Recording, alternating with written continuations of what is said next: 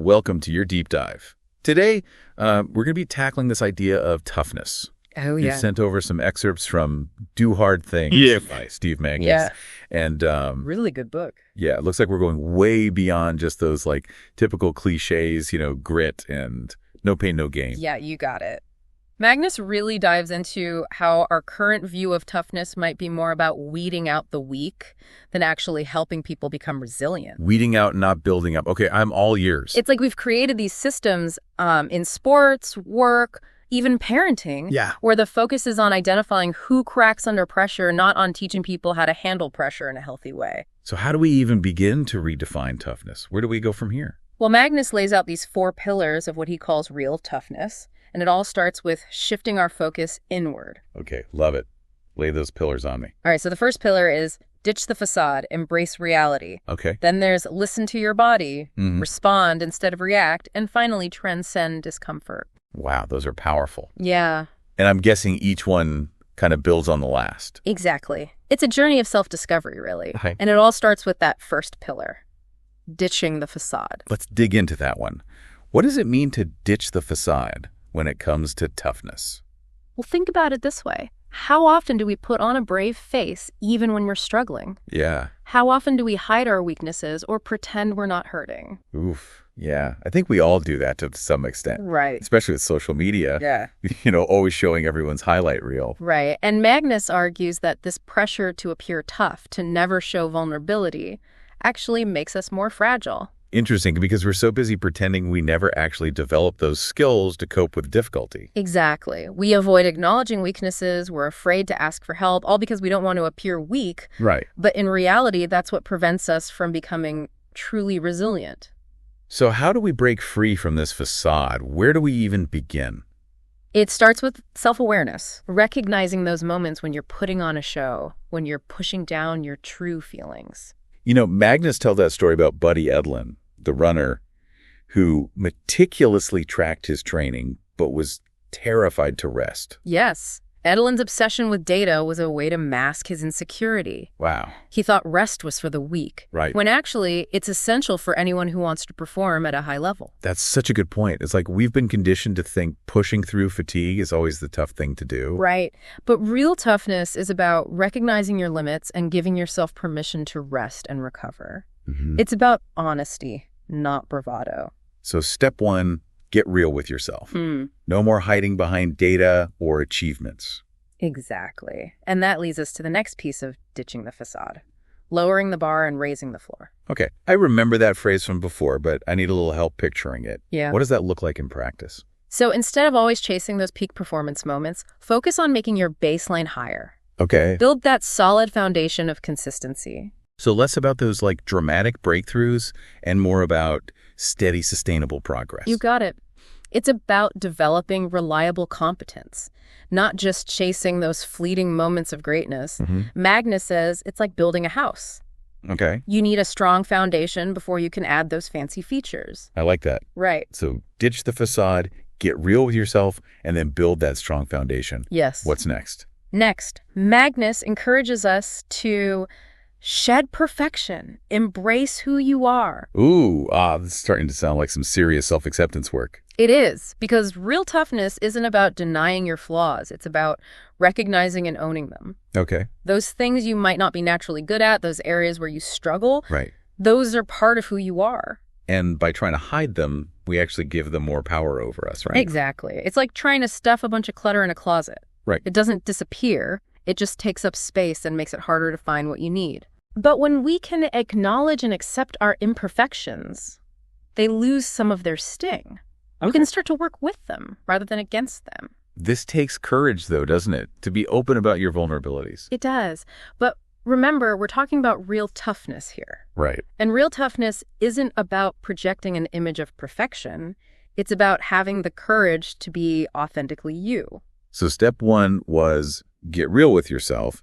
Step 2 was build a strong foundation. What's step 3 in this journey of ditching the facade? Step 3 is trust your training. Trust yourself. I'm sensing a theme here. Yeah. It's all about cultivating that deep inner confidence. Exactly.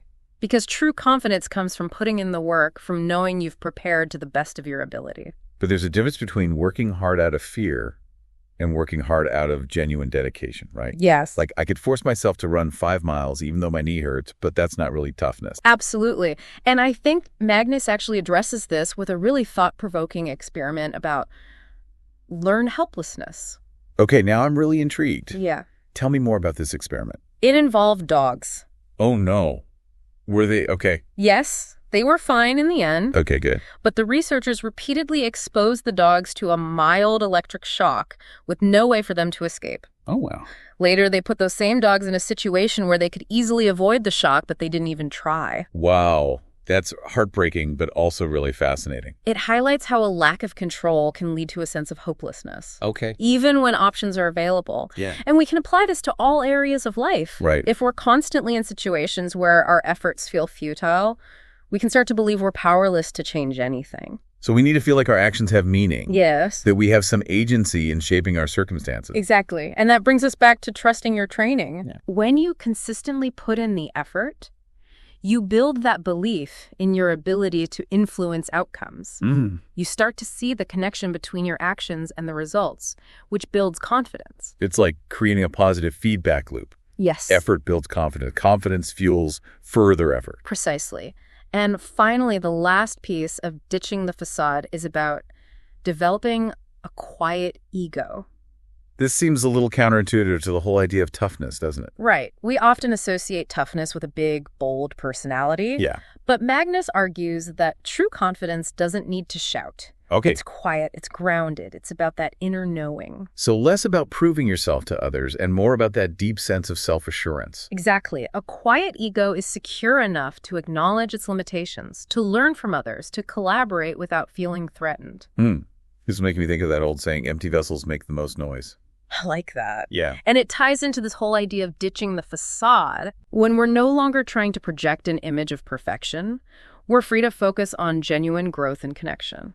Okay, so to recap, ditching the facade means getting real with yourself, building a strong foundation, trusting your training, and developing a quiet ego. Yes. That's a lot to unpack, but it feels like we're already getting somewhere.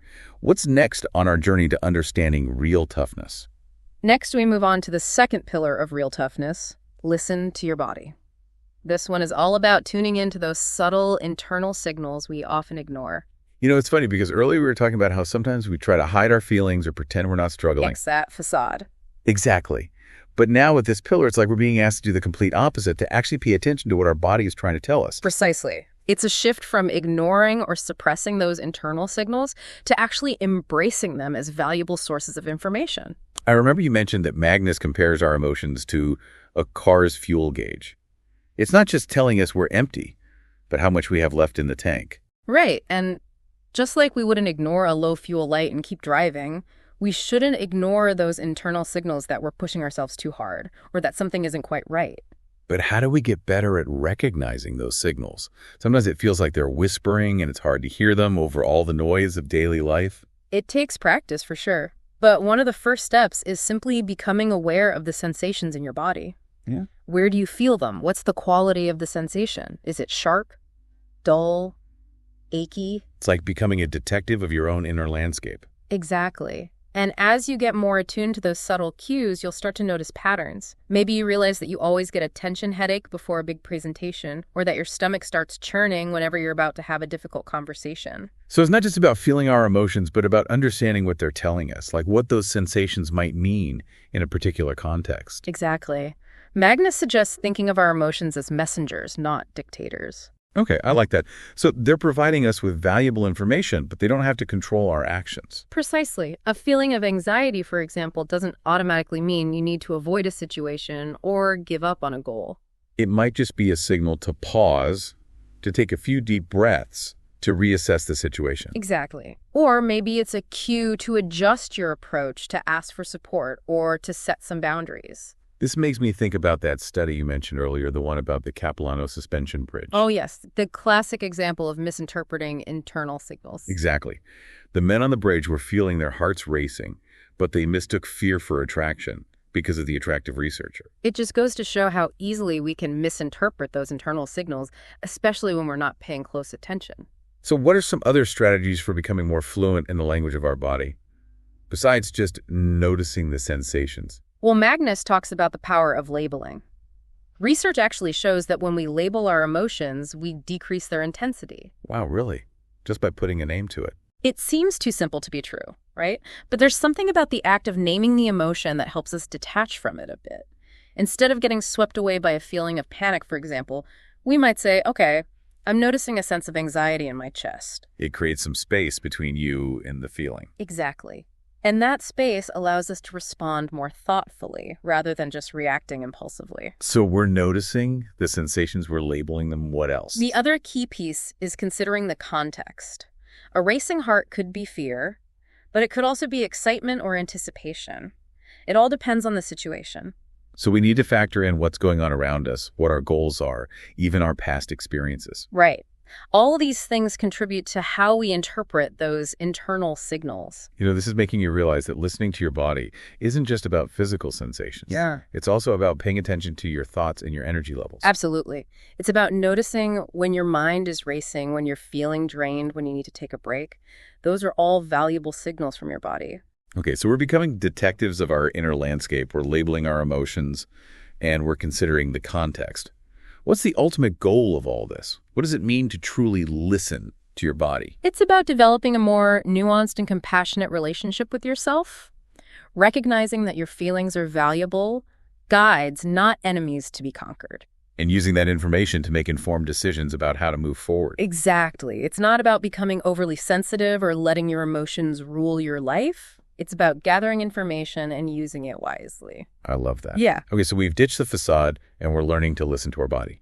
What's the next step in developing real toughness? All right, so we've ditched the facade and we're learning to listen to our bodies. What's the next step in developing this, real toughness? Now we move into the action phase, starting with the third pillar, respond instead of react. Okay, but isn't responding kind of the same as reacting? Not quite. Reacting is that knee-jerk response, driven by emotions without much thought. Responding, on the other hand, involves a pause, a moment, to process what you're feeling and choose your actions. So it's about creating space. Yes. Between the stimulus and your action. Exactly. Magness talks about creating a calm conversation in your mind. Okay. It's about recognizing your initial emotional reaction and then consciously choosing how you want to respond. That makes sense.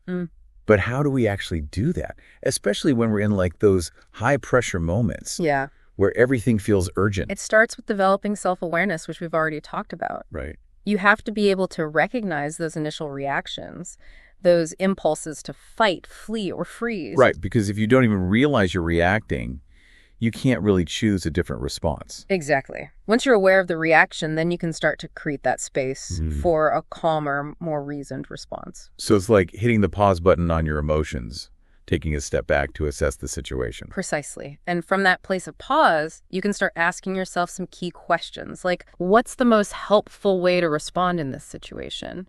What are my options? What aligns with my values and my goals? I like that.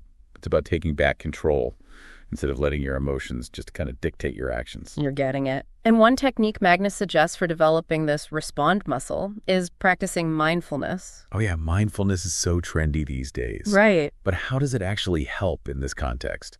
Mindfulness is all about paying attention to the present moment without judgment. Okay. And when you practice this regularly, you start to develop a greater awareness of your thoughts, your feelings, your physical sensations. So you're basically training your mind to notice those things without getting swept away by them. Exactly. And that awareness is crucial for being able to respond instead of react. Because when you can observe your thoughts and feelings without judgment, you're less likely to be controlled by them. This reminds me of that example Magness gives about talking to himself during a tough race. He even spoke out loud. Right. It might seem strange, but that externalization can be surprisingly effective. It's like stepping back from yourself and giving yourself advice as an outsider. It's like you're coaching yourself through that tough moment. Exactly. And you can use the same technique in everyday life. Okay. When you're feeling overwhelmed or stressed, try talking to yourself out loud. What would you say to a friend who was going through the same thing? That's a great tip. It's like giving yourself that pep talk, that gentle nudge in the right direction. And over time, as you practice the skill of responding instead of reacting, you'll find that you're able to handle challenges with more grace and resilience. Okay, so we've ditched the facade, we're listening to our bodies, and now we're learning to respond instead of react. What's the final piece of this real toughness puzzle? The final pillar is transcend discomfort. This one might seem a bit paradoxical. I was just thinking that. How can you transcend discomfort? It seems like by definition, discomfort is something you want to avoid. Right, but here's the thing. Discomfort is a part of life. We can't escape it. But what we can do is change our relationship to it. Okay. We can learn to see it as an opportunity for growth. So it's not about seeking out pain or suffering, but about finding meaning in the challenges that we inevitably face. Exactly. Magness uses the powerful example of Viktor Frankl, who found meaning even in the horrors of the Holocaust. Wow, that's an incredible example. It's a reminder that even in the darkest of times, there's the possibility for growth and resilience. Right. And it all comes down to how we choose to frame our experiences. Do we see discomfort as a threat to be avoided or as an opportunity to learn and grow? So it's about shifting our perspective. Precisely. And Magness offers a few practical strategies for doing this. One is to focus on your values. Okay. When you're faced with a challenge, remind yourself why you're doing it. What are you working towards? What do you believe in? That makes sense. It's about connecting to that deeper sense of purpose. Another strategy is to practice gratitude. Even in the midst of discomfort, there are always things to be grateful for. Taking a moment to appreciate those things can help shift your perspective and make the discomfort feel more manageable. It's like focusing on the good instead of getting bogged down by the bad. Exactly.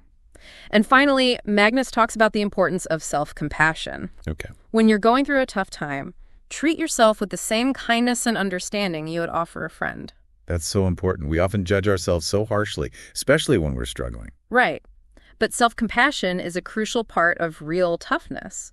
Because when you can be kind to yourself, you're more resilient in the face of challenges. Wow, this has been an incredible deep dive into the concept of real toughness. We've covered a lot of ground, from ditching the facade to transcending discomfort. It's a journey, not a destination. Right. And it all starts with that willingness to look inward, to embrace the full spectrum of human experience. So for our listener, if you're ready to start developing real toughness, remember these 4 pillars. Ditch the facade, listen to your body, respond instead of react, and transcend discomfort. It's not about being perfect, it's about being present, authentic, and resilient. Until next time, keep diving.